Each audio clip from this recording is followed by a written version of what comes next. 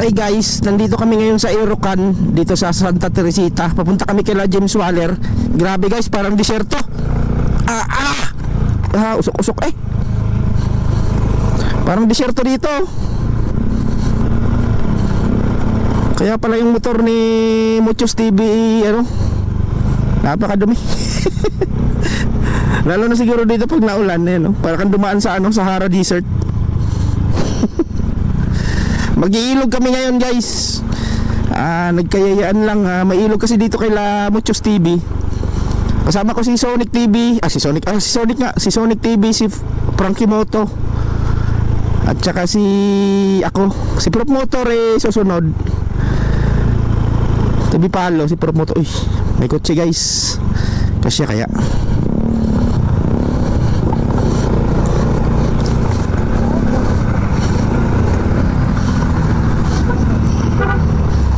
Kasya. Grabe dito. Napakainit. Si Kads TV busy sa may biyahe kaya hindi nakakasama sa amin. Ayan. So malapit kami dito kay Muchos. Bumili nga pala si Sonic ng tilapia, no? Pagsasaluhan namin mamaya. Napakainit dito guys. Pero mas maigi na tong ganitong disyerto kaysa putik. Dito na kami. Hirap ng daan dito, lalo na paggabi. Ayun, nakasama ko yung dalawa nasa unahan. Puro kami Honda Beat guys. Maraming ano dito, tubuhan, kaso walang tanim ngayon eh. Yung mga nangamatay sa sobrang init. Hindi ko lang alam kung namatay o hinarvest na. Ayan, dito na kami kay Muchos. Hey! Dadaro naman sa disyerto! Hey!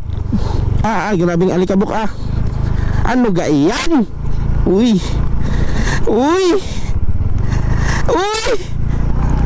Naman, uy! Ganda ng view dito mga tol. Para ding view sa norte. Ayan ganda. So ayan, nakaahon na kami sa alikabukan.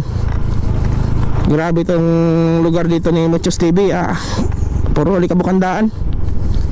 Pupunta kami ngayon sa softball league. Manonood kami doon. May palaro kasi dito sa kanila. So,